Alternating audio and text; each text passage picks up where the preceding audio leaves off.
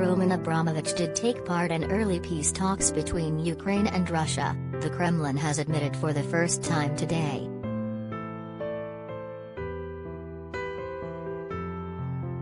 The Chelsea FC owner, who is currently under UK and EU sanctions, was widely rumoured to have attended a first round of peace talks between the two sides in Belarus during the opening week of the war.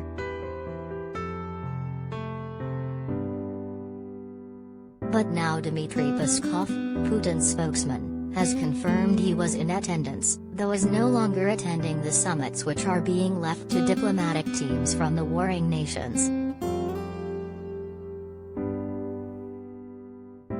He did take part at the initial stage, Peskov said Thursday. Now the negotiations are between the two teams, the Russians and Ukrainians.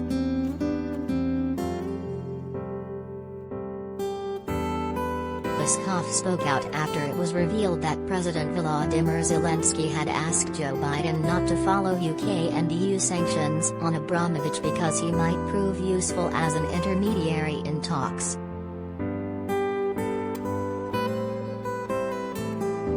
Biden then pressured the Treasury Department to hold off sanctions on the 55-year-old, which has not yet followed Britain and Europe in seizing his assets and banning him from travel.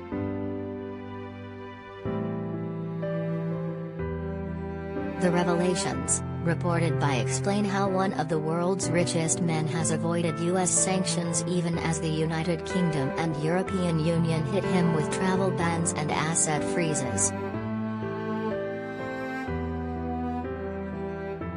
Sources familiar with calls told The Wall Street Journal that Biden consulted Zelensky on a range of sanctions, including on Abramovich.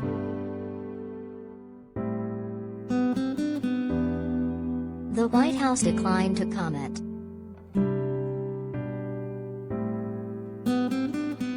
"We are not going to read out private conversations between President Biden and President Zelensky," said Emily Horn, a spokeswoman for the National Security Council.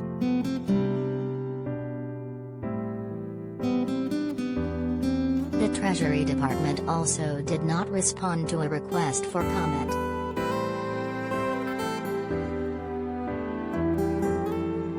For the negotiations, and in the interest of them succeeding, it is not helpful commenting on the process nor on Abramovich's involvement, said his spokesperson.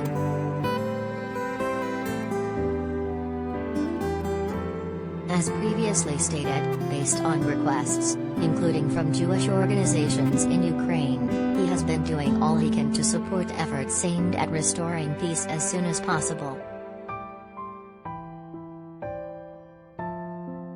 The Russian billionaire made his fortune buying up discounted state assets after the collapse of the Soviet Union.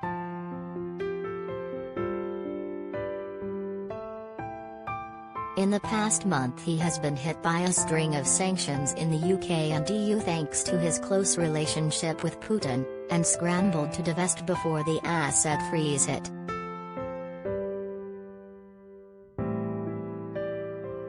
He put Chelsea up for sale, and staff are said to have been ready for viewings at his 15-bedroom $195 million, £150 million, mansion at Kensington Palace Gardens, London, and a 3-story penthouse at Chelsea waterfront.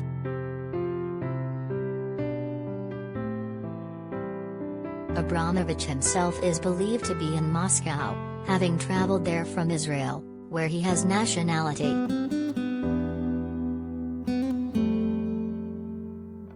He quickly came under scrutiny by the Treasury Department as Russia invaded Ukraine almost a month ago, according to a person familiar with the issue, and his holdings were analyzed. But it proceeded cautiously for fear that sanctions could affect global steel prices, given that he holds a stake in Belarus plc, which has steel plants in Oregon and Colorado. At the same time, Ukrainian officials were tapping up anyone with Russian contacts who might be able to act as an intermediary with Putin. That reportedly included film producer Alexander Rodionsky, who in turn contacted Abramovich.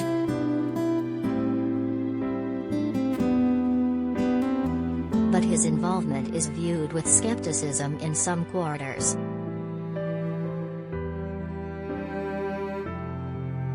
A lot of people claiming to be helping have their own financial or geopolitical interests at stake, said a Western diplomatic source.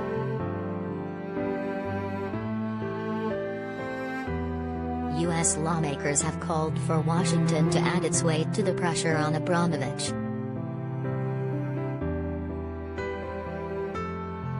We request that Abramovich be sanctioned as a matter of urgency, wrote members of Congress, including Representative Tom Malinowski, co-chairman of the Congressional Counter-Kleptocracy Caucus. His blood money helps fuel Putin's unprovoked and illegal war against Ukraine. It came after investigators at State Street Bank in Boston claimed that more than $1 billion of his in cash had been funneled through offshore companies into the U.S. from 2001 to 2016, BuzzFeed News reported.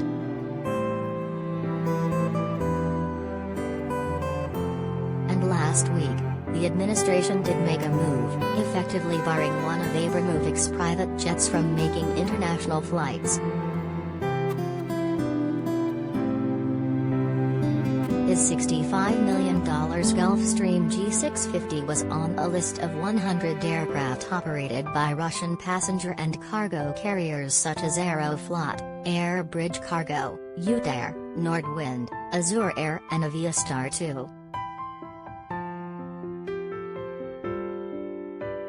Commerce Secretary Gina Raimondo said, "Today, the Department of Commerce is demonstrating the power and reach of the actions we took over the past few weeks in response to Russia's brutal war of choice against Ukraine. We are publishing this list to put the world on notice. We will not allow Russian and Belarusian companies and oligarchs to travel with impunity in violation of our laws." Flight tracking data suggested the Gulfstream plane arrived back in Moscow last Tuesday.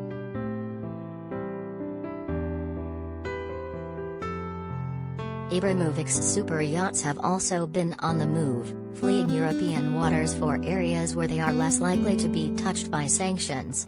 My Solaris, worth $560 million, was moored in Barcelona 2 weeks ago, and the Eclipse, worth $704 million, was in the British Virgin Islands, but both have since arrived in Turkish ports.